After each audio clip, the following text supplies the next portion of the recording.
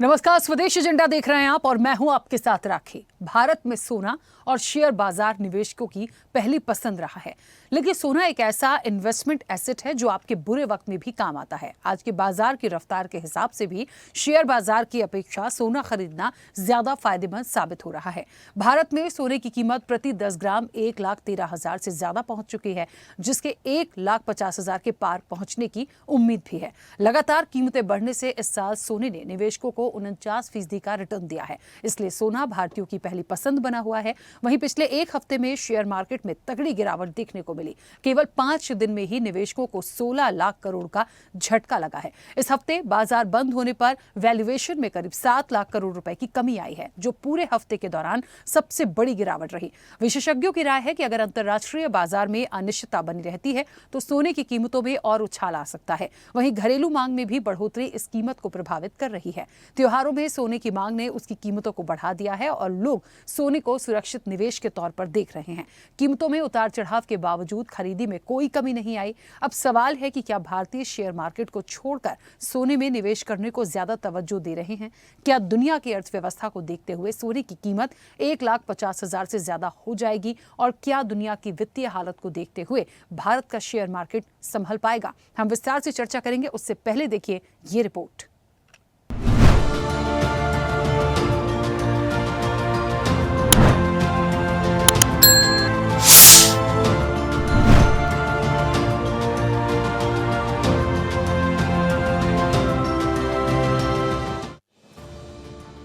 भारत में सोना सिर्फ एक कीमती धातु नहीं, बल्कि हमारी संस्कृति और परंपरा का हिस्सा है।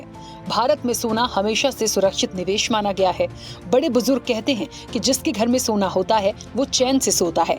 सोना एक ऐसा इन्वेस्टमेंट एसेट है जो आपके बुरे वक्त में काम आता है। जब इकोनॉमी में मंदी छाई हो, महंगाई बढ़ी हुई हो, शेयर मार्केट गिरे हुए हो, तो सोना सेफ हेवन एसेट बन जाता है। सोना उस समय में भी आपको अच्छा रिटर्न दे सकता है। ऐसे में भारत में सोने की मांग साल भर रहती है, लेकिन त्योहारों और शादी के सीजन में ये चरम पर पहुंच जाती है। इसी को देखते हुए भारत में सोने की कीमतों में रिकॉर्ड तेजी देखने को मिल रही है, जिसका असर आम आदमी से लेकर निवेशकों तक पर पड़ रहा है। वैश्विक स्तर पर डॉलर की मजबूती, अमेरिका के टैरिफ लगाने और तेल की कीमतों में उतार चढ़ाव के कारण सोने की कीमतों में भी बदलाव आया है। घरेलू बाजार में 24 कैरेट सोने की कीमत 1,13,261 रुपए प्रति 10 ग्राम और 22 कैरेट सोने की कीमत 1,03,748 रुपए प्रति 10 ग्राम रही।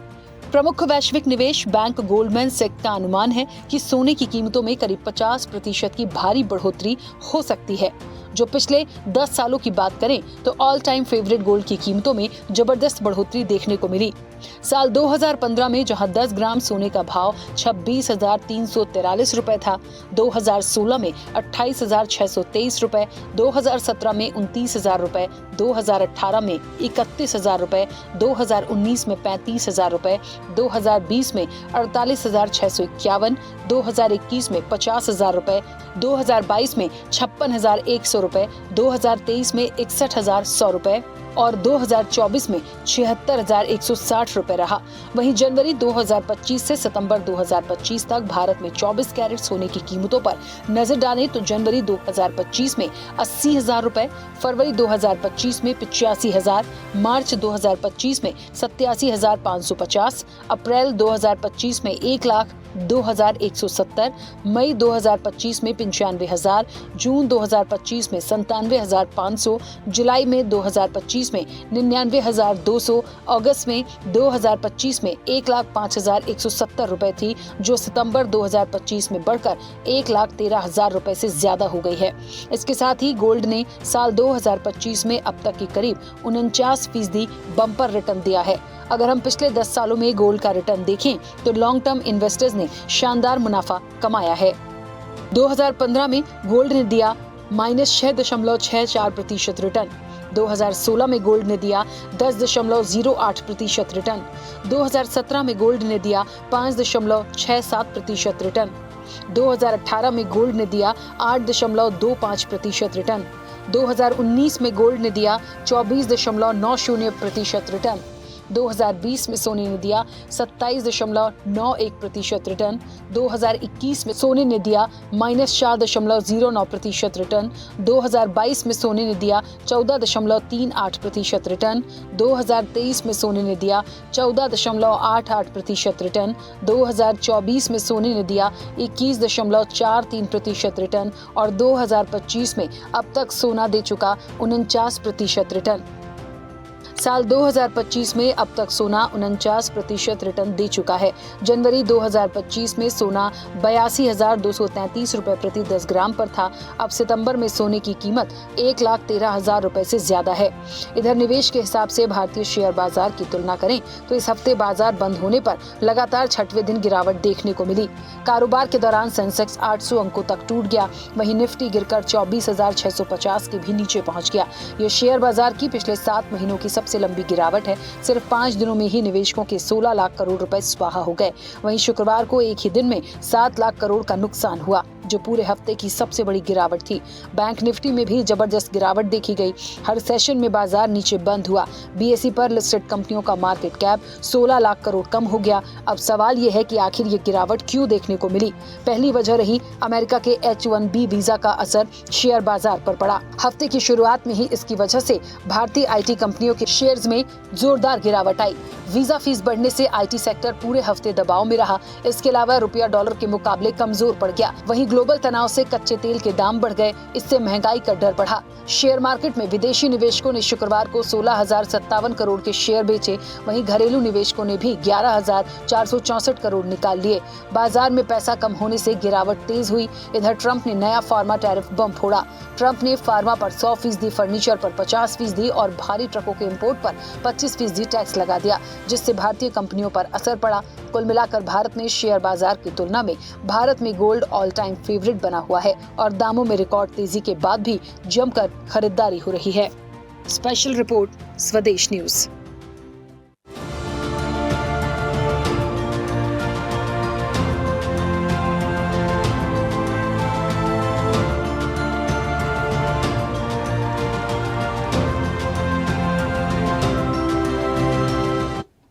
तो सोने में भारी उछाल है और शेयर मार्केट खस्ता हाल है। ये बात आज इसलिए करनी पड़ रही है क्योंकि 5 दिन में 16 लाख करोड़ रुपए डूब जाना या उसका नुकसान होना, ये हमारी आने वाली इकोनॉमी के लिए और जो लोग इसमें इन्वेस्ट करते हैं, जो निवेशक हैं, उनके लिए वाकई एक गंभीर सवाल जैसा है कि आखिरकार कैसे उबर पाएंगे, इसे रिकवर कैसे किया जा सकता है। और इससे भी बड़ी बात ये होगी कि आखिरकार ये पूरा सिनेरियो हमारे सामने क्यों आया।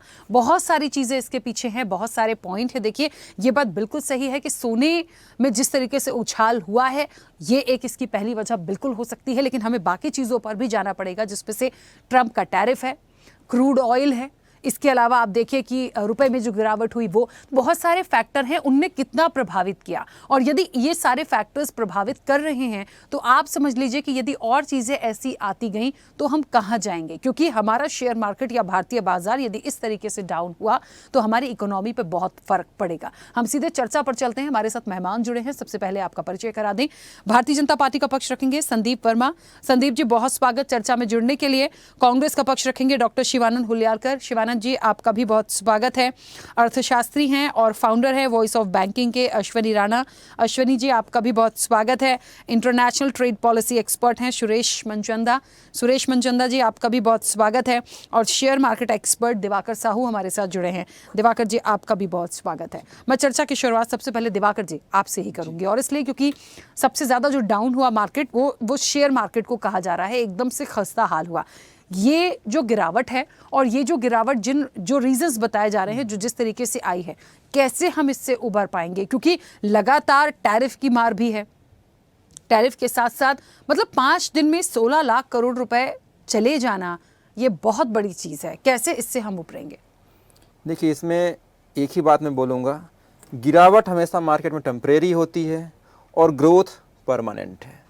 आज नहीं तो कल फिर से अच्छा समय आएगा। हाँ, ग्लोबल टेंशन चल रही है, ट्रंप जी का टैरिफ वार चल रहा है और अदर अनसर्टेनिटी चल रही हैं, क्रूड का प्राइस हाइक हो रही है, उसकी वजह से मार्केट में इम्पैक्ट पड़ रहा है। लेकिन ये टाइम बीइंग चेंज होगा, फिर से अच्छा, हमने वो दौर भी देखा है कोविड में जब 50% तक का करेक्शन आया, लेकिन उसके बाद मार्केट फिर से सब ने देखा कि डबल ट्रिपल हो गया।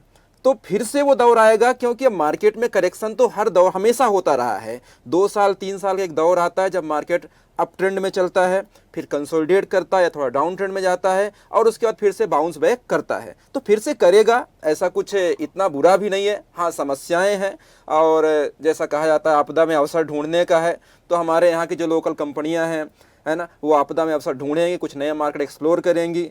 हर कुछ निगेटिव हो रहा है तो उससे कुछ पॉजिटिव भी निकल के आएगा, तो अच्छा होगा, इतना बुरा भी नहीं है।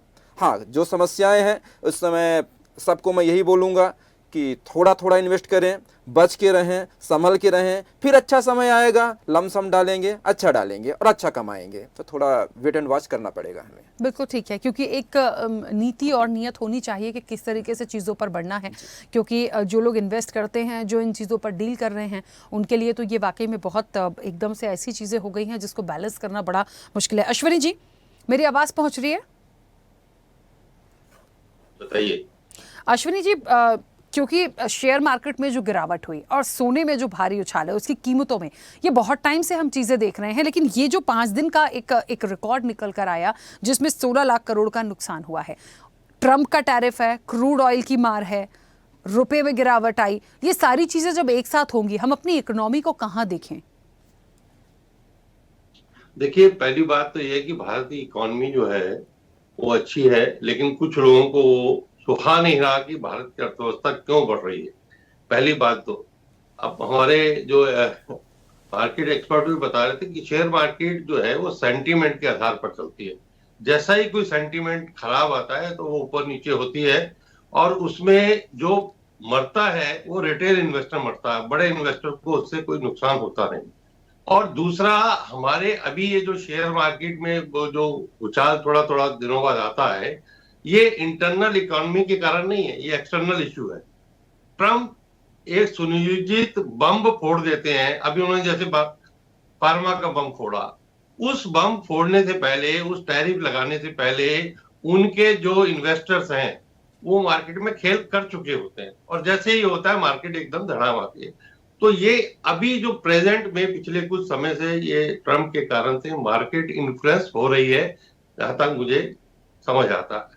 दूसरा है सोना। सोना तो निश्चित रूप से बढ़ रहा है, और उसका ये भी कारण है कि भाई ये इंटरनेशनली उसके रेट डिसाइड होते हैं। इंडिया के अंदर हम अलग से, कुछ समय था कि जब यहाँ होता था, इंटरनेशनली गोल्ड के जो रेट हैं वो डिसाइड होते हैं। और उसका सबसे बड़ा कारण है कि लोगों का क्या, इंडिविजुअल्स तो कर ही रहे हैं, बैंक भी सोना खरीद रहे हैं। अगर आप देखें तो हमारे रिजर्व बैंक ने ही पिछले साल में 57 टन जो है सोना खरीदा, और आज इंडिया के रिजर्व बैंक के बाद 900 टन सोने का जो भंडार है। तो यानी वो आरबीआई भी खरीद रहा है, बाकी जो देश हैं उनके सेंट्रल बैंक भी खरीद रहे हैं, क्योंकि ये ऐसी एक चीज है कि डॉलर जो फॉरेन जो करेंसी है उसके भंडार से भी ज्यादा वैल्यूएबल आज गोल्ड है। इसलिए सभी बैंक भी खरीद रहे हैं। जब डिमांड ज्यादा होती है, सप्लाई कम होती है, तो चीज कीमत जो है बढ़ती है, तो उसका भी ये इफेक्ट है। तो ये दोनों बातों पर मैंने थोड़े में आपको इस पर ध्यान आकर्षित किया है। ठीक है, मैं वापस आऊंगी। सुरेश जी, मेरी आवाज पहुंच रही है? जी राखी, हाँ, आपकी आवाज आ रही है। सुरेश जी, देखिए, हमें हर परिप्रेक्ष्य में समझना पड़ेगा, क्योंकि आप एक इंटरनेशनल ट्रेड पॉलिसी के एक्सपर्ट हैं। हम बिजनेस पॉइंट ऑफ व्यू से देखें, हम शेयर मार्केट के नज़रिए से देखें, हम गोल्ड की कीमतों में जो उछाल है लगातार कंटिन्यूसली ये बहुत बढ़ा, और लोगों को अब ये बहुत सेफ लगता है। लेकिन ऐसा नहीं है, हमें बहुत सारी चीज़ों को देखना है कि ये रेट बढ़े हैं तो क्यों, हम यदि शेयर मार्केट को देख रहे हैं तो वो गिरावट इतनी ज़्यादा क्यों, ऐसा क्या हुआ है? क्या वाकई में सिर्फ क्रूड ऑयल है या ट्रंप का टैरिफ है, इसकी वजह से चीज़ें बिगड़ी हैं, जिसमें H1B वीज़ा का भी जिक्र किया गया? तो ये सारे फैक्टर्स हैं, और ये जो अब देखिए टैरिफ लगाए गए हैं, ये अभी इतनी जल्दी कोई वापस तो हो नहीं रहे, और ना जाने अमेरिका को क्या हुआ है, उन्हें भारत से कुछ तकलीफ है ही, ये अब धीरे धीरे आती जा रही है। हम कुछ कर नहीं रहे हैं, हमारा सिर्फ अभी लॉस है, हमारा नुकसान है। हम उसको या तो बैलेंस कर लें, या हमारा यदि नुकसान भी है तो हम उतनी डेप्थ में ना चले जाएं, इतनी अब पीछे ना चले जाएं कि हम उसको कवर अप ना कर पाएं। तो क्या किया जा सकता है? और देखिए यहाँ पर जो अभी अपन बात कर रहे हैं, सबसे बड़ी चीज तो यह है कि गोल्ड से ज्यादा तो सिल्वर के अंदर में चमक है। आपने उसका जिक्र नहीं किया राखी, क्योंकि चांदी अगर आप देखेंगे तो उसके अंदर में पिछले अगर एक साल में देखें तो 55% का रिटर्न है। और अब एसेट इन्वेस्टमेंट की तरफ अगर अपन ध्यान दें तो ये चाहे शेयर मार्केट है, चाहे गोल्ड है, चाहे सिल्वर है, चाहे प्रॉपर्टी है, ये एसेट मैनेजमेंट्स हैं और ये एसेट इन्वेस्टमेंट्स हैं। इसको बड़े बारीकी के साथ में समझने की जरूरत है। शेयर बाजार में जो एक बूम हमने देखा, और तकरीबन अगर मैं 2009 के बाद कहूं तो 2009 के बाद में ऐसी कोई एक तरफा रैली हमें शेयर बाजार के अंदर नहीं दिखाई दी थी। निश्चित तौर के ऊपर पर रिटर्न्स जरूर थे, लेकिन वो एक जो 2009 के अंदर में हमने 82% का एक रिटर्न देखा था शेयर बाजार के अंदर में। इसी तरीके से अगर मैं सिल्वर की बात करूं तो 2010 के अंदर में 72% का रिटर्न था। उसके बाद में ये आपके पास में 2000 अगर मैं 24-25 की बात करता हूं, 24-25 की ही मैं अगर बात कर लेता हूं तो इसमें 55% का अभी तक रिटर्न आ चुका है सितंबर तक। और अगर गोल्ड की अगर हम बात करते हैं तो 49% का है। देखिए, इन्वेस्टर की एक फितरत होती है, इन्वेस्टर वो देखता है जहां पर सेफ हेवन हो, वो सेफ्टी देखता है कि मेरा पैसा कहां पर सुरक्षित है। अभी तक जितनी भी एफआईआईज ने पैसा इन्वेस्ट किया हुआ था इंडिया के बीच के अंदर में, उनको शेयर बाजार के अंदर में ग्रोथ नजर आ रही थी और उसको ये दिख रहा था कि भारत के अमेरिका के साथ में और अदर कंट्रीज के साथ में बड़े अच्छे रिलेशंस हैं और इस वजह से भारत जो है इन्वेस्टमेंट के पॉइंट ऑफ व्यू से बड़ा सुरक्षित है और यहाँ पर ग्रोथ प्रोस्पेक्ट्स जो है वो बड़े अच्छे दिखाई देंगे। तो भारत के अंदर में, भारत की कंपनियों के बीच के अंदर में पैसा इन्वेस्ट करना चाहिए और वो सुरक्षित है। लेकिन जिस तरीके से हमने टैरिफ के अंदर में एक वॉर होती हुई देखी, टैरिफ वॉर ने जब जन्म लिया तो उसके बाद अचानक से एफआईआईज ने मूव करना शुरू कर दिया। निश्चित तौर के ऊपर पे एफआईआई अब सेफ हेवन देखेगा। सेफ हेवन कहां देखेगा? उसे यह दिखता है कि इंटरनेशनल मार्केट के अंदर में एक रिसेशन आ सकता है, रिसेशन का पीरियड हो सकता है। दूसरा, उनको डर है कि इन्फ्लेशन आ सकती है और तीसरा, उनको यह दिखता है कि बैंक के जो इंटरेस्ट रेट्स हैं वो काफी लो हैं। इसलिए जो सेफ हेवन जो इन्वेस्टमेंट दिखती है वो गोल्ड और सिल्वर दिखती है। इसलिए इन्वेस्टर ने गोल्ड और सिल्वर की तरफ जाना बेहतर समझा। अब इसको थोड़ा सा और प्रोस्पेक्ट के साथ में समझते हैं। देखिए, निश्चित तौर के ऊपर पे जो हमारे अश्विनी राणा जी ने एक सब्जेक्ट बताया कि ट्रंप का जो ये वॉर है, इसने जो इकोनॉमिक्स है वो थोड़ी सी बिगाड़ दी है। अगर हम 2016 के अंदर में फर्स्ट टेन्योर के अंदर में जाएं तो फर्स्ट टेन्योर के अंदर में आप देखेंगे गोल्ड का जो प्राइस था इंटरनेशनल मार्केट की मैं बात कर रहा हूं, दैट वाज $1152 पर ऑन्स। और जो उस समय पर हमारा डॉलर जो वर्क कर रहा था, जो डॉलर का जो प्राइस था वो था $66 के आसपास। ये मैं 2016 की बात कर रहा हूं, जिस समय पर ट्रंप साहब ने फर्स्ट टाइम प्रेसिडेंशियल ओथ ली थी।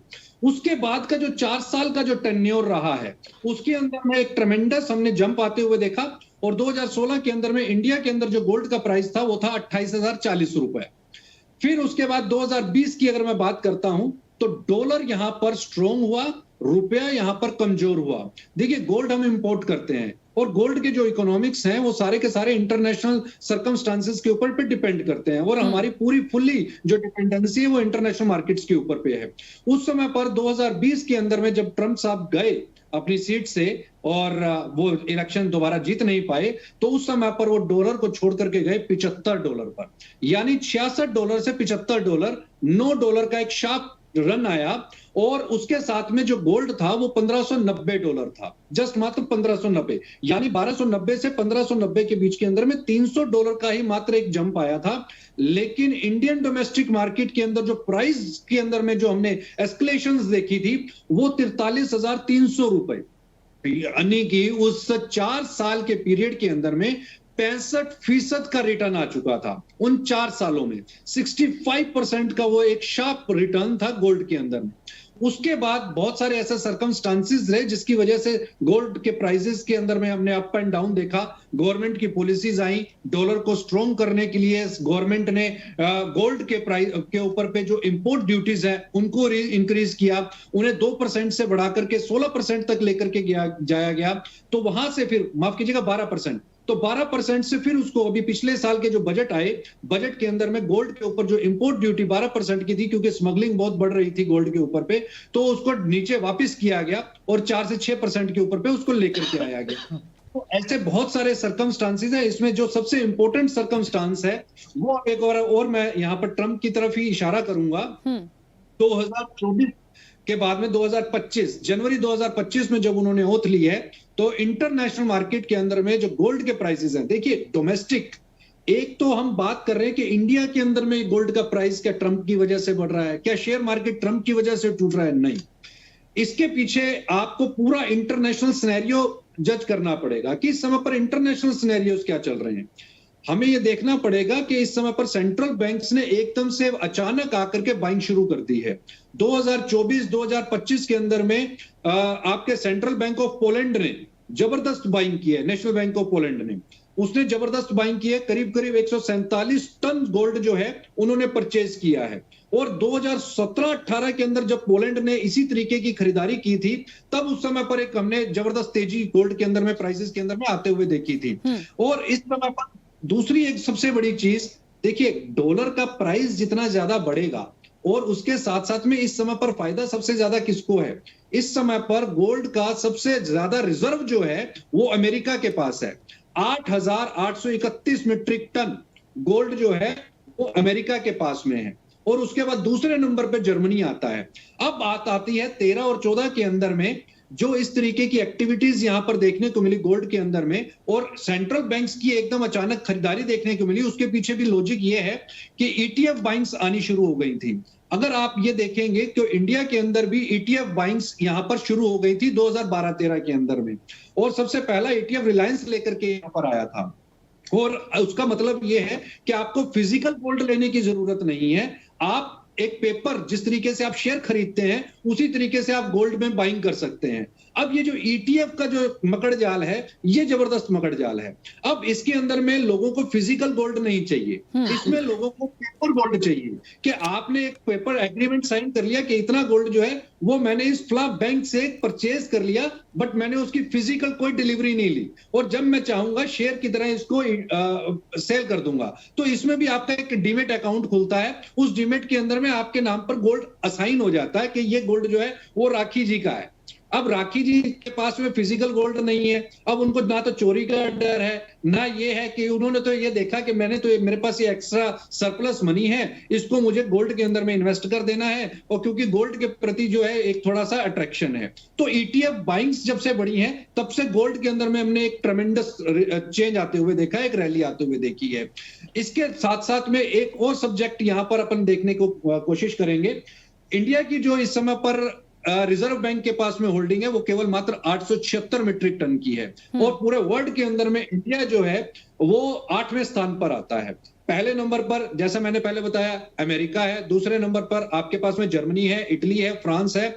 रशिया और चाइना ने पिछले 2-3 सालों के अंदर में जबरदस्त बाइंग की है। इनका अगर ट्रैक रिकॉर्ड चेक किया जाए तो 2013 से लेकर के और 2023 तक इन दोनों ही कंट्रीज ने करीब करीब 1,000 मीट्रिक टन गोल्ड जो है अपने रिजर्व के अंदर में सरप्लस किया है। ठीक है, मैं वापस आऊंगी और 2 प्रतिक्रियाएं और आ जाएं, उसके बाद हम और इस चर्चा पर डेप्थ में जाकर और चीजों को समझेंगे। संदीप जी, मेरी आवाज पहुंच रही है? जी बिल्कुल आ रही है। देखिए संदीप जी, जो बिजनेस पॉइंट ऑफ व्यू से जो एक्सपर्ट हैं वो अपनी बात देंगे, अपने सुझाव देंगे, सारी चीज़ें होंगी, लेकिन जो चीज़ें हो रही हैं, जो भारतीय बाजार की बात हो रही है, या यदि 5 दिन में 16 लाख करोड़ के नुकसान की बात हो रही है, तो हमें देखना पड़ेगा उसके पीछे के रीजंस, क्योंकि मैंने कुछ ऐसे पॉइंट्स गिनाए हैं जिसकी वजह से प्रभाव तो पड़ा है, इसे हम नकार नहीं सकते, लेकिन हम उसके लिए क्या स्टैंड ले रहे हैं या हमें क्या लेना चाहिए? क्या ये सरकार की जिम्मेदारी नहीं बनती? जी देखिए, जैसा कि अभी पिछले वक्ता बोल रहे थे, और ये ज्ञाता है इस चीज के, जानते हैं इस बारे में, तो मेरे से बेहतर जानते हैं, मगर जहां तक शेयर मार्केट का सवाल आता है तो ये बाजार है, जैसा कि पहले भी कहा गया था, और मैं फिर ये कहता हूं कि इसमें उतार चढ़ाव आते हैं, और बहुत बहुत बड़े उतार चढ़ाव आते हैं। मगर जहां तक सरकार की बात करी जाए तो माननीय मोदी जी जो हमारे प्रधानमंत्री हैं, उन्होंने देश को जब संभाला तो विपरीत परिस्थितियों में संभाला था, और आज वो 11 साल बाद 12 साल बाद जहां जो देश को लेकर आए हैं, ये मुझे बताने की जरूरत नहीं है, ये सब लोग जानते हैं। और दूसरी चीज देखिए, यहाँ पे जो गरीबों के लिए राशन लगातार कोरोना से दे रहे हैं, और किसानों को जो निधि हम दे रहे हैं, ये एक बहुत बड़ा खर्चा है जो देश का हो रहा है। उसके बावजूद हमारे देश की अर्थव्यवस्था, आप ये देखिए कि 4थे नंबर के हम तेजी से बढ़ने वाली हम अर्थव्यवस्था हैं, और लगातार हम जो हमारा जीडीपी है वो लगातार बढ़ रही है, महंगाई एक कंट्रोल में है, आरबीआई इस पर नजर रखती है लगातार कि कैसे हम महंगाई को कंट्रोल में रखें और हमारे देश की जीडीपी लगातार बुलंदियों पे पहुंचे। और रही बात शेयर मार्केट की या सोने की, सोना एक ऐसा वस्तु है जो हर लोगों को प्रिय है। जैसे कि अभी सुरेश जी बता रहे थे कि चांदी की जो चमक है वो सोने से ज्यादा है रेट ऑफ इंटरेस्ट में, मतलब बढ़ने में। जो वो बता रहे हैं कि 55% बढ़ी है और सोना 49% बढ़ा है। मगर कहीं ना कहीं जब भी हमारा ध्यान आकर्षित करता है तो सोना करता है। तो राखी जी आप भी इस बात से परिचित होंगे, और मेरा बड़ा सौभाग्य है कि मैं स्वर्णकार समाज से आता हूं, तो सोने के बारे में बहुत अच्छे से जानता हूं। मैं इसका व्यापार भी कर चुका हूं, हालांकि अब नहीं कर रहा, काफी साल हो गए मुझे छोड़े हुए, मगर गोल्ड के व्यापार में मैं रहा हूं तो बहुत अच्छे से जानता हूं गोल्ड के बारे में, सोने के बारे में। तो कहते हैं हम हमारे यहाँ तो एक कहावत है कि जिसके पास सोना है उसे सोने की जरूरत नहीं है, और जिसके पास सोना नहीं है उसे सोना ही सोना है। तो कहीं ना कहीं सोने की जो चमक है वो लगातार बढ़ रही है, और इससे लोगों को फायदा होता है राखी जी, कभी नुकसान नहीं होता। जिन लोगों ने जमा किया हुआ है, जिनके पास है, मैं बहुत अच्छे से जानता हूँ, 17-18 की बात शायद होगी या 16 की बात होगी, तो मैंने कुछ परचेजिंग की, तो उसमें मैंने 28,000 रुपए के रेट से वो परचेजिंग की। अब आज देखिए कि आज 1,13,000 रुपए का रेट है। तो हमारा जो पैसा है वो बढ़ रहा है, और हर एक व्यक्ति, चाहे भारत का हो चाहे दुनिया के किसी भी देश का व्यक्ति हो, वो हमेशा ये चाहता है कि मेरा पैसा जहां कहीं लगा हो वो लगातार बढ़े, चाहे वो शेयर बाजार में हो, चाहे वो सोने में हो, चाहे वो ईटीएफ में हो, चाहे वो बैंक में हो, चाहे वो किसी भी फॉर्म में हो, मगर मेरा पैसा बढ़े। ये हर आम व्यक्ति, एक एक व्यक्ति ये चाहता है कि मेरा पैसा कैसे बढ़े, और सोने में बढ़ रहा है तो बहुत अच्छी बात है। मगर महंगाई की बात की जाए तो महंगाई एक कंट्रोल में है, आरबीआई इस पर ध्यान रखती है। और जैसे कि पहले, आप मुझसे ज्यादा बेहतर आंकड़े जानते होंगे, पहले महंगाई 8 से 10% कांग्रेस के समय में, 12-13 में जो थी, जो मेरे पास आंकड़ा है, 12-13 में महंगाई जो थी वो 8 से 10% थी, और आज जो महंगाई है वो 5 से 6% है। जबकि पूरी दुनिया में महंगाई बहुत तेजी से बढ़ी है, और लोग, हम जैसे कि अभी माननीय प्रधानमंत्री ने 22 सितंबर को एक सबको, भारत की जनता को एक बहुत अच्छा मौका दिया, टैक्स को कम किया, बहुत सारी चीजें कम हुई, रोजमर्रा की चीजें कम हुई, और उसका लाभ प्रति व्यक्ति को मिला।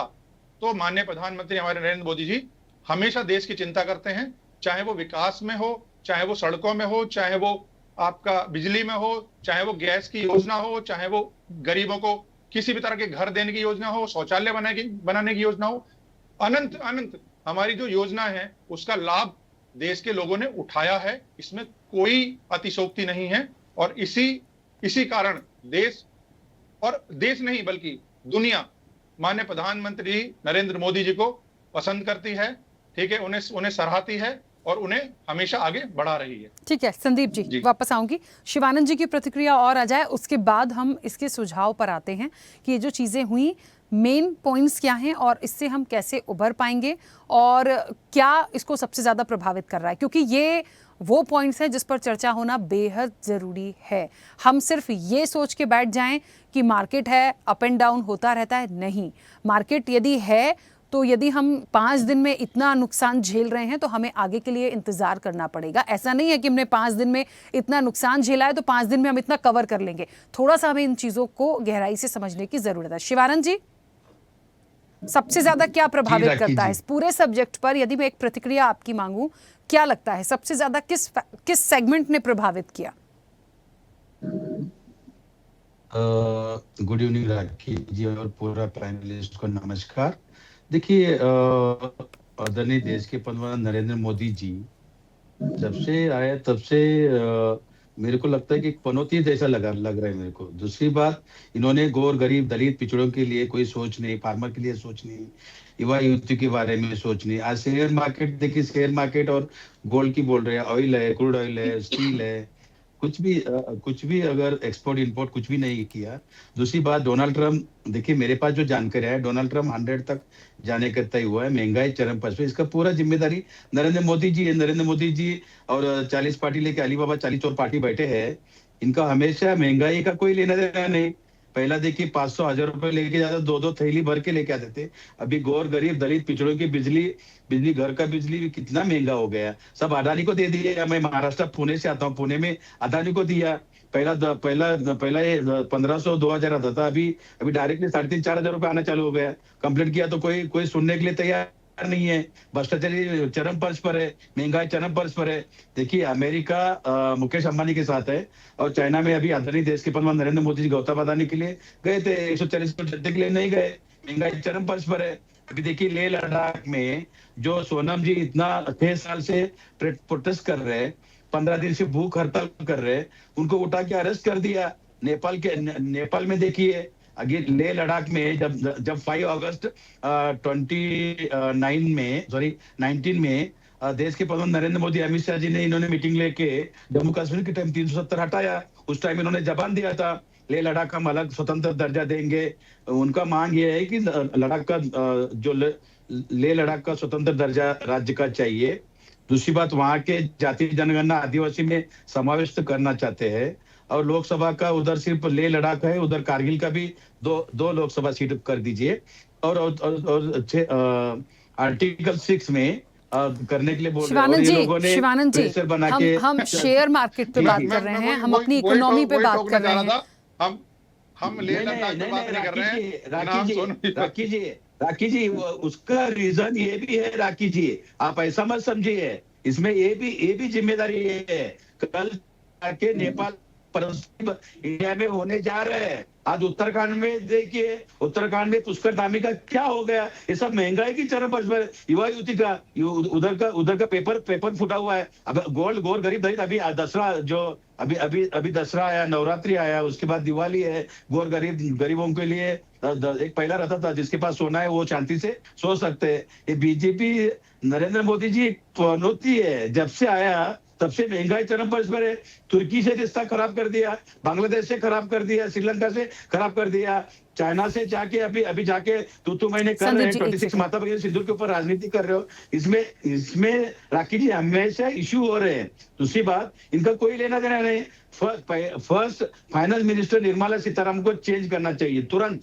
अगर देश के प्रधान नरेंद्र मोदी जी को कुछ देश के लिए लेना देना है तो अच्छी उधर एक तज्ञ व्यक्ति वहां बैठ के देश के 140 करोड़ जनता के बारे में सोचना चाहिए। दूसरी बात देखिए, मैं ये नहीं कह रहा हूँ कि देश के पंतप्रधान मेरे भी है, सबका है, 140 करोड़ जनता का है, लेकिन आजकल मोदी साहब को क्या हुआ पता नहीं, सिर्फ बीजेपी का प्राइम मिनिस्टर करके घूम रहे हैं, उनके हिसाब से चल रहे हैं। देखिए उनके जो ये सब कारण यही है, कुछ भी डेवलपमेंट नहीं। अभी पोर्ट अदानी को दिया, एक्सपोर्ट इंपोर्ट कुछ भी नहीं हो रहे।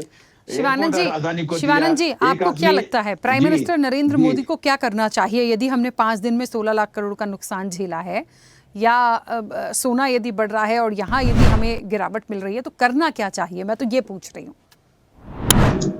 देखिए मेरा कहना ये है कि देश के प्रधानमंत्री नरेंद्र मोदी को रिजाइन देना चाहिए। नया प्राइम मिनिस्टर बिठाइए। वो अमेरिका, चाइना, तुर्की, अलग अलग कंट्री से रिश्ता, रसिया, इटली, जर्मनी, अभी जो सर बता रहे थे कि जो गोल्ड सबसे ज्यादा अमेरिका में है और जापान, इटली में, जर्मनी में, लेकिन उनको मैं बोलना चाहता हूँ कि इंडिया में गोल्ड बहुत है। लेकिन इसमें क्या हो रहा है राखी जी, मेरा खुद का अफ्रीका में गोल्ड फैक्ट्री है, गोल्ड माइनिंग है। अभी देखिए इंडिया में लाना है तो रॉ मटेरियल 6% टैक्स लेते हैं, उसमें ब्लैकमेल होता ही है, काला बाजार चल रहा है, इसलिए ग्रोथ होने रोकने की तय नहीं है। निर्मला सीतारामन हो, जयशंकर जी हो, नरेंद्र मोदी जो, अमित शाह जी सिर्फ पैसा बनाने के पीछे पड़े हैं। इन्होंने कोई लेना देना नहीं है। ब्लैकमेलिंग देखिए, आप स्टील का जो सोना जो 2 नंबर लेके आ रहे हैं, उसमें कोई टैक्स नहीं, जीएसटी नहीं, कुछ भी नहीं।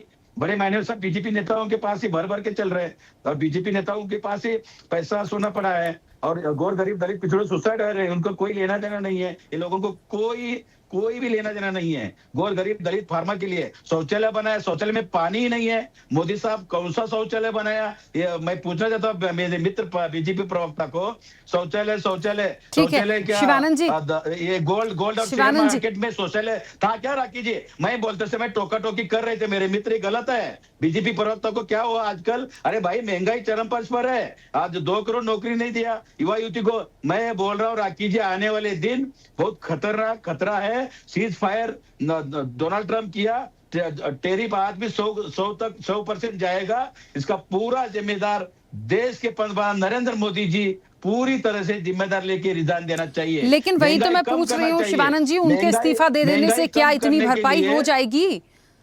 जितना नुकसान हो रहा है शेयर मार्केट में, उससे प्राइम मिनिस्टर के इस्तीफा देने से क्या चीजें सुधरेंगी? बात तो वही है।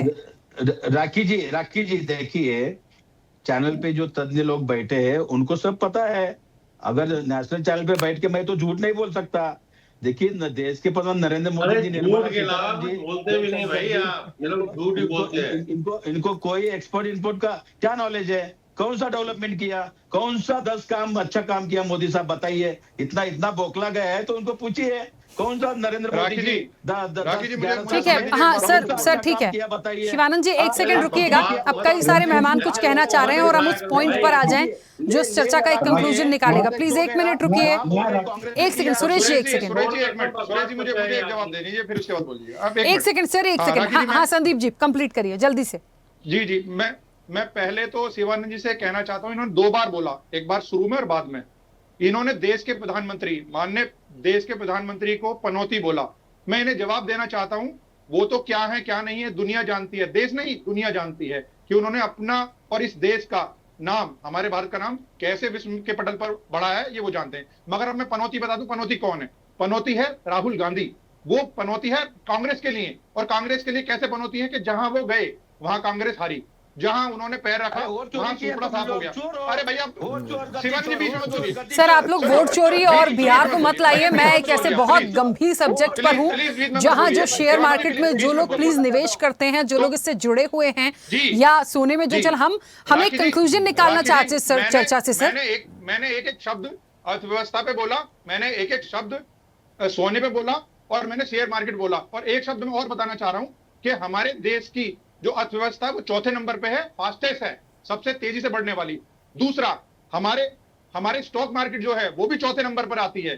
तीसरा, हमारे जो ऑटोमोबाइल इंडस्ट्री जो आती है वो 3रे नंबर पर आती है, और जो हमारे सिविल एविएशन है वो भी दुनिया में 3रे नंबर पर आता है, और हमारे मोबाइल हैंडसेट जो बन रहे हैं वो दुनिया में 2रे नंबर पे सबसे ज्यादा बन रहे हैं। तो ये लगातार, और सबसे बड़ी चीज जहां इस देश को बोला जाता था और दुनिया बोलती थी कि यूपीआई को कैसे इस्तेमाल करेंगे, आप ये देखिए, एक रिक्शे वाला, एक गोलगप्पे वाला, एक ई रिक्शा वाला, एक किसी भी तरह का ठेली वाला, सब्जी वाला, हर व्यक्ति यूपीआई आज इस्तेमाल कर रहा है। और देश में नहीं दुनिया में 48% का जो शेयर है वो यूपीआई का भारत का है, और जबकि चाइना और अमेरिका मिलने के बाद भी हमारे बराबर नहीं आते।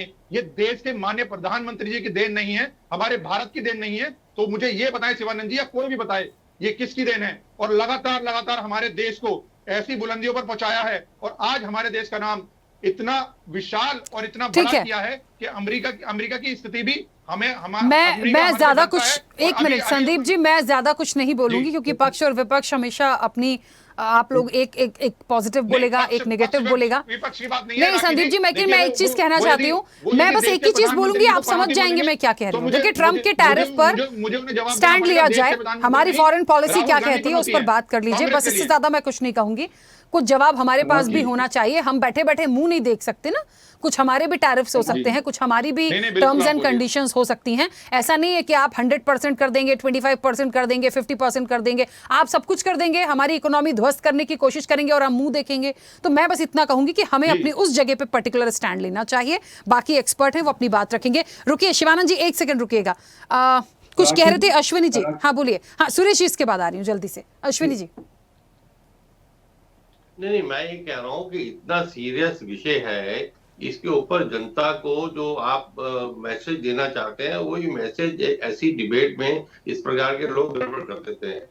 दूसरा मैं ये कह रहा हूँ कि ये जो हम बार बार कह रहे हैं कि 16 लाख करोड़ का नुकसान हो गया, ये नुकसान किसका है? ये नुकसान उनका है जिनको बार बार सरकार और रिजर्व बैंक मना करता है कि आप फॉरवर्ड मत खेलिए। लोग लालच में इस इंडस्ट्री में घुसते हैं, और ये इंडस्ट्री जो है, जो शेयर मार्केट है, वो लॉन्ग टर्म इन्वेस्टमेंट के लिए है। शॉर्ट टर्म में छोटे इन्वेस्टर घुसेंगे तो ऐसा ही होता है। उसके लिए क्या सरकार कोई किसी को कहती है कि आप इसमें घुसिए? या सरकार अगर जब फायदा होता है तो वो सरकार को कहते हैं कि आपकी नीतियों के कारण फायदा हुआ, जब नुकसान होता है तो हम सरकार को। शेयर मार्केट से सरकार का सीधा सीधा कोई लेना देना नहीं है। हाँ, सेबी है वो उस समय इंटरफीयर करती है कि जब कोई गलत तरीके से वहां पर जो कंपनियां हैं काम कर रहे हैं, तो इसलिए एक मैसेज पब्लिक के पास जरूर जाना चाहिए कि हम बड़े सोच समझकर शेयर मार्केट में इन्वेस्ट करें, क्योंकि शेयर मार्केट के अंदर जो है खेल कहीं और हो रहा है। मैं बार बार कह रहा हूं, अपने सुरेश जी मेरी बात से हो सकता है वो सहमत नहीं होंगे, लेकिन ये जो खेल है, जो एफआईआई जो की बात भी उन्होंने की है, उन्होंने माना है, लेकिन एफआईआई कंट्रोल कहां से हो रही है?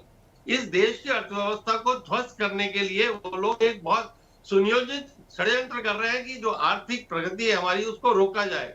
तो मैं सिर्फ इतना ही कहता हूं कि जनता पब्लिक जो शेयर मार्केट में इन्वेस्ट करना चाहते हैं, कृपया आप सोच समझकर ऐसी जगह पर इन्वेस्ट करिए जहां आपको सुरक्षित आपका रिटर्न रहे और सुरक्षित आपका इन्वेस्टमेंट रहे। बिल्कुल, हाँ, क्योंकि शेयर मार्केट से रिलेटेड ही है। मैं दिवाकर जी कुछ कहना चाह रहे थे, प्लीज बोलिए। जैसा अश्विनी जी ने कहा, बिल्कुल मैं सहमत हूँ। सोच समझ के करें और एक लॉन्ग टर्म व्यू बना के चलें, जल्दबाजी में ना रहें, किसी की देखा देखी नहीं। जैसे गोल्ड में और सिल्वर में कई लोग मुझे आज कॉल किए कि ये तो लगता है गोल्ड 2 लाख पहुंच जाएगा, सिल्वर 2 लाख, अभी खरीद लें क्या? ये जल्दबाजी नहीं करना है ना। कि कोई भाग रहा है तो भागते हुए को पकड़ेंगे तो गिर जाएंगे और फिर लग जाएगी। तो जो भाग रहा है कल रुकेगा, फिर से आएगा, आराम से खरीदेंगे, आराम से रुकेंगे और सबको प्रॉफिट मिलेगा, है ना।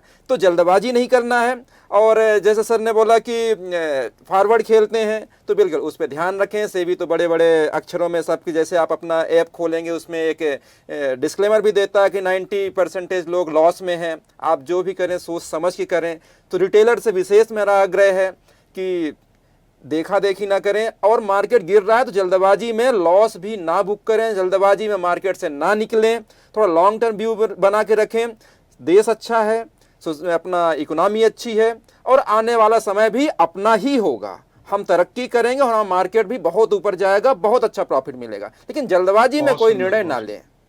हाँ, और इस चीज के साथ एक चीज और ऐड ऑन करना चाहती हूँ कि जो हो रहा है, ये तो देखिए एक्सपर्ट कह रहे हैं जल्दबाजी ना करें, ठीक है, थोड़ा सा वेट किया जा सकता है, लेकिन जो हो रहा है उससे हम उबर कैसे सकते हैं, वहां हम किन पॉइंट्स पर काम कर सकते हैं ताकि और ज्यादा हम गिरे ना, तो इसको लेकर तो हम प्लान कर सकते हैं और हमें करना भी चाहिए। राखी उसमें सरकार काम कर रही है, वो बहुत महत्वपूर्ण है। और कुछ और भी काम करने की गुंजाइश भी बहुत सारी है, काम कर भी रही है और गुंजाइश भी बहुत सारी है। हो सकता है आने वाले समय में कुछ और एक्शन देखने को मिलेंगे सरकार से, हम ऐसी उम्मीद रखते हैं। कुछ टैक्सेशन में और हमारे शेयर मार्केट में टैक्सेशन में भी रिलीफ मिलने की। राखी जी, सुरेश जी बोलना चाह रहे हैं कुछ? हाँ, जरूर जरूर सुरेश जी आप। हाँ सुरेश जी, मैंने दिया उनको समय, में देती, सब लोग एक एक बार सबकी प्रतिक्रिया आ जाती, सब लोगों के इंपॉर्टेंट व्यूज हैं। हाँ सुरेश जी। देखिए राखी जी, जो इस समय पर मार्केट से रिलेटेड जो अगर बात हो रही है तो मैं मार्केट के अंदर भी ऐड करूंगा। 1992 के अंदर में बहुत बड़ी गिरावट आई थी, एक स्कैम हुआ था, ठीक है जी। उस स्कैम के बाद में शेयर बाजार बिल्कुल धराशायी हो गया था और बहुत सारे ऐसे केसेस हुए थे, लोगों ने सुसाइड्स तक किए थे। फिर उसके बाद में 2008 के अंदर में जब अमेरिकन लेमैन ब्रदर्स का केस सामने आया था, 2008 के अंदर भी बाजार जो है वो बिल्कुल धराशायी हो गए थे। उस समय पर सेंसेक्स क्या था और बाजार क्या थे, देखिए जो आप फिगर्स पेश कर रहे हैं उसको समझने की जरूरत है। मार्केट ने हमेशा जब भी नीचे आया है वहां से वापस बाउंस किया है, इन्वेस्टमेंट्स वापस लौट करके आई हैं। अभी जो इन्वेस्टमेंट्स निकल रही हैं, आप ये देखिए कि इसमें बहुत बड़ा घबराने वाली जरूरत नहीं है, क्योंकि 85,000 से सिर्फ आप 80,000 पर आए हैं। आपको मैं वापस 2019-20 के अंदर में लेकर के चलूंगा, जिस समय पर कोरोना था। उस कोरोना के टाइम पर सेंसेक्स जो है वो ऑलमोस्ट 50% डाउन हो गया था, ऑलमोस्ट 50%। आप ये देखिए कि कहां पर आपका सेंसेक्स गया और उसके बीच में रिटेल इन्वेस्टर्स की कितनी जबरदस्त एक भीड़ जो है पढ़े लिखे लोगों की, वो इसके बीच के अंदर में आई। चाहे वो आईटी प्रोफेशनल्स थे, चाहे बैंकिंग के प्रोफेशनल्स थे, चाहे टीचर्स थे, उन्होंने यहाँ पर एक इन्वेस्टमेंट्स किए। मैं आपको एक डाटा देता हूं, यहाँ पर जितने भी पैनलिस्ट बैठे हुए हैं, 2020 से पहले आपके डीमेट अकाउंट्स कितने थे? करीब 4 करोड़ डीमेट अकाउंट्स थे और उसमें एक्टिव डीमेट अकाउंट्स करीब 1 करोड़ के आसपास थे। आज की फिगर्स आप जानते हैं कि डीमेट अकाउंट्स कितने हैं इंडिया के अंदर? 18 करोड़। 4 करोड़ से 4 साल के अंदर में 14 करोड़ डीमेट अकाउंट्स बढ़े हैं, यानी कि इन्वेस्टमेंट करने वालों की जो संख्या है वो बड़ी है।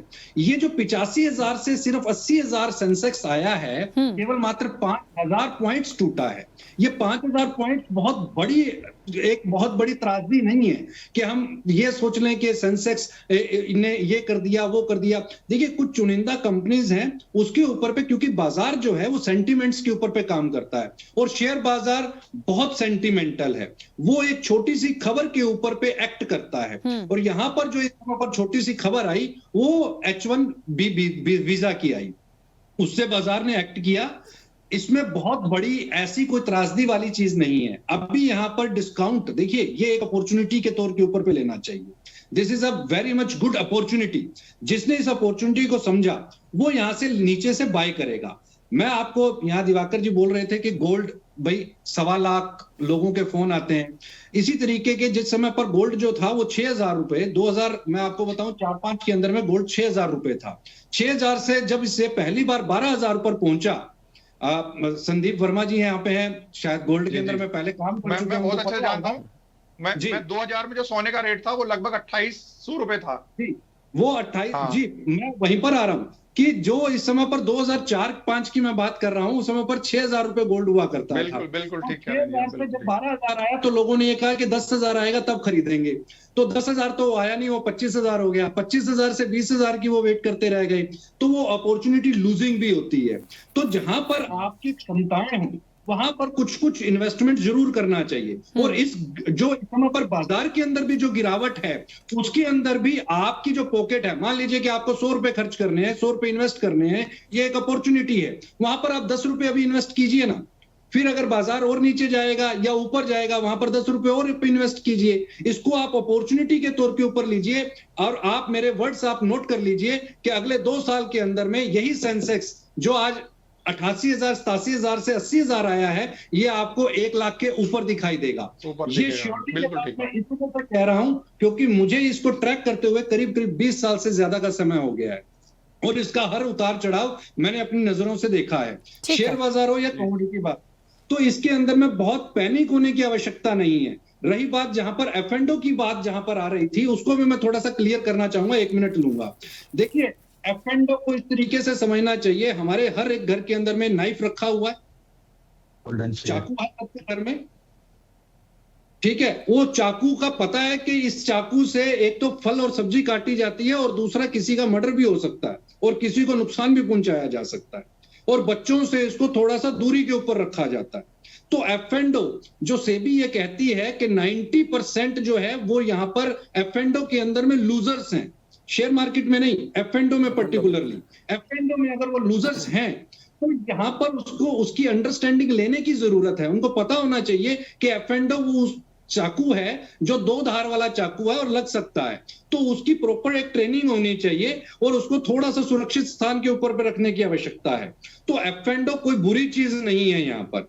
F&O केवल मगर सुरेश जी, F&O पे जो जाते हैं ना, वो मुझे लगता है कि अनट्रेन्ड लोग जानते हैं, जिन्हें जानकारी नहीं है वो जानते हैं, और वो जैसे ही इसमें घुसते हैं वो अपना नुकसान कर बैठते हैं। तो F&O जो है वो एक कलाकार व्यक्ति के लिए जो इसके बारे में बहुत अच्छा ज्ञाता है उसके लिए F&O है। मगर आजकल क्या मुझे भी सुनने में आता है, मेरे मित्र, मेरे जानकार, मेरे दोस्त, मेरे रिश्तेदार बताते हैं कि मेरा इतना नुकसान हो गया, मेरा दोस्त बताता है मेरा इतना नुकसान हो गया। कैसे हुआ नुकसान? कि हमने फ्यूचर या ऑप्शन वगैरह जो भी होता है उसमें हमने खेल लिया। तो यदि उन्हें नॉलेज नहीं है, और ये वाकई एक ऐसा खतरनाक सिस्टम है शेयर मार्केट में, स्टॉक मार्केट में, जो एक टाइम बाउंड चलता है। आप इसमें ये भी नहीं है लेके छोड़ दिया आपने कि आपके 1-2 साल पड़ रहे हैं, उसका एक टाइम पीरियड होता है, महीने का या हफ्ते का, तो उसमें लोग नुकसान उठाते हैं। तो मेरा भी कहने का मतलब यह है कि लोग शेयर में ज्यादा इन्वेस्ट करें, F&O में या फ्यूचर में। वो लोग जाएं जो इसके बारे में यहाँ पे जो लोग जानते हैं वही कमा यहाँ पे मैं ये जोड़ना चाहूंगा कि ये जिस पर्पस के लिए बनाया गया है पर्टिकुलरली, और उस पर एक बड़ी स्ट्रॉन्ग रिसर्च होनी चाहिए